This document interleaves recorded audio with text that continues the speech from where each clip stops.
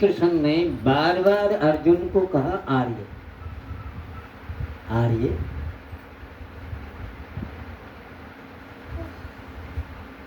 आर्य का अर्थ किसी जाति से, किसी धर्म से, किसी मत संप्रदाय से नहीं है।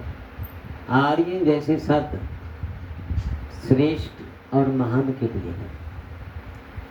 महान प्राणी को श्रेष्ठ कर्म करने वाले प्राणी को आर्य कहते हैं। तो हमें मोह से भरे हुए अर्जुन नहीं बनना, हमें अर्जुन से आर्यजन बनना है। क्या बनना? आर्यजन। और वो कब बन पाएंगे हम? दोहरी सत्ता है। एक सत्ता ईश्वर की सत्ता है। किसकी है? ईश्वर की। और एक सत्ता हमारी निज सत्ता है, निजता। निजता एक निज इच्छा है, एक हरि इच्छा है। यदि हम अपनी निज इच्छा को प्रबल करते हैं, जिद करते हैं कि जो मैं चाहूं वो हो जाए, जो मैं चाहूं वह हो जाए, तो अर्जुन हो जाएगा। और यदि हरि इच्छा हो जाए, हम कृष्ण के उपदेश को स्वीकार कर लें, मान लें, विजय और पराजय का सपना छोड़कर हम अपने कर्म पर ध्यान दें। जैसे एक बच्चा अपनी पढ़ाई पर ध्यान दे, रिजल्ट बनना है। पढ़ाई जैसी होगी परिणाम वैसा होगा। और जब हमारा दिमाग परिणाम में अटक जाएगा तो फिर कर्म बिगड़ जाएगा। अगर हमारा मस्तिष्क परिणाम में अटक जाएगा, हमें फल की चिंता होने लगेगी, तो कर्म बिगड़ जाएगा।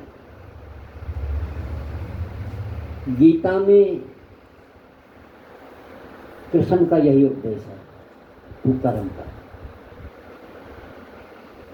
परिणाम की चिंता नहीं। क्योंकि परिणाम की उत्पत्ति कर्म में है।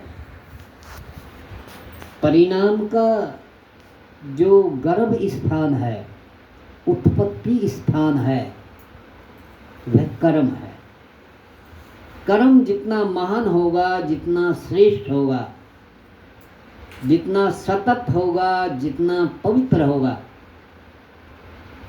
परिणाम भी उतना ही पवित्र होगा। और उसके भोग में जरा सा भी कष्ट नहीं होगा। अज्ञान से प्रभावित होकर जो भी कर्म किया जाता है, उसका परिणाम दुख में होता है, जिसको भोगने में हम बहुत चिल्लाते हैं। और यदि ज्ञान पूर्वक कर्म हो रहा है, परिणाम की चिंता ही कुछ नहीं। यदि एक बच्चा अपने मैथमेटिक्स में, अपने केमिस्ट्री में, फिजिक्स में, भौतिकी में सही सूत्र के अनुसार उसको सोल्व कर रहा है, हल कर रहा है, तो फिर उत्तर की चिंता नहीं है, आंसर की कोई चिंता नहीं, आंसर सटीक नहीं आएगा। और अगर हम फार्मूले से भटक गए, फार्मूले से, सूत्र से, जैसे सूत्र है, पाइथागोरस का सूत्र है, और जो सूत्र ग्रेसम का नियम है, जिसका भी नहीं, रिकार्डो का सिद्धांत है, लगान का सिद्धांत है, कोई भी सिद्धांत है, अगर हम उससे भटक गए, परिणाम अच्छा नहीं होगा, आंसर सही आएगा ही नहीं। क्यों? क्योंकि सारी क्रिया ही गलत हो गई। क्या हो? क्रिया गलत हो गई। ऐसे ही हमारे जीवन का भी एक उद्देश्य है, हमारे जीवन का भी एक उद्देश्य है। हमारा जीवन भी एक सिद्धांत पर आधारित है, योजनाबद्ध है। उसमें कृष्णा और तृष्णा का खेल।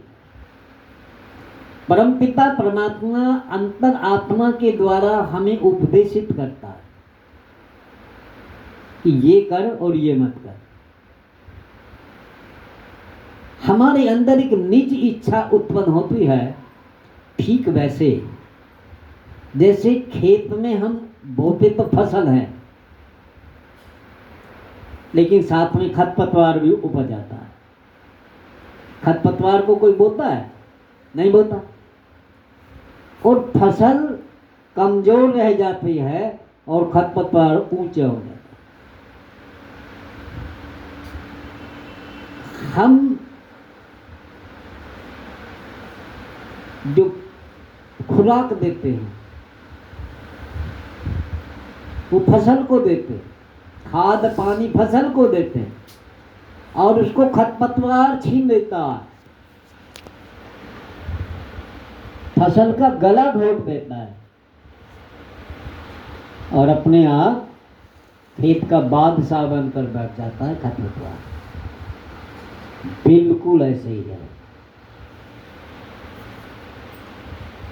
गीता के अंदर क्षेत्र और क्षेत्रज्ञ की बातें आई, क्षेत्र और क्षेत्रज्ञ की बात आई, गीता के अंदर आई। कुरुक्षेत्र क्या है? कर्म क्षेत्र है, करने का क्षेत्र है, और कर्म करने का हमारा काम है। हम परिणाम पर ध्यान न दें, कर्म पर ध्यान दें। कर्म को सिद्धांत से करें, अंधाधुंध ना करें, अंधविश्वास से ना करें। अगर हमने अंधविश्वास से कर्म को किया, चाहे वो हमारे घर की दैनिक पूजा हो, चाहे किसी मत और संप्रदाय के अनुसार कोई पूजा पाठ व्रत उपवास है, कोई भी पर्व है, त्योहार है, या संस्कार है, जन्म से लेकर मृत्यु तक संस्कार है। अलग अलग मत और संप्रदायों के अलग अलग संस्कार हैं, लेकिन वो सिद्धांत में है। अगर सिद्धांत से हटकर हम कोई संस्कार करेंगे तो अमर्यादित हो जाएगा। कैसा हो जाएगा? अमर्यादित हो जाएगा। तो उसका फल श्रेष्ठ नहीं होगा, क्योंकि हम कर्म के सिद्धांत से हटकर। एक है कृष्णा, एक है तृष्णा, और एक है बर्तना, बर्तना।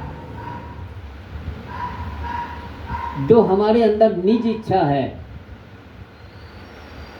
वो इस में खरपतवार है, हमारे जीवन में खरपतवार है, जिसको बोया नहीं है। ये प्रकृति का विकार है, षड विकार होते हैं, उससे खरपतवार हो। बेकार की बात नहीं। काम, क्रोध, मद, लोभ, मोह, ईर्षा, घृणा, द्वेष, दम, 10 दोष उपजा, 10 और 10 दोष उपजे और वे प्रबल हुए और उन्होंने 10 इंद्रियों को ढका, इंद्रियों के कार्यों पर कब्जा किया और शासन अपने हाथ में लिया। और अवस्था कैसी हो गई हमारी अवस्था होगी दशानन। कैसी अवस्था होगी?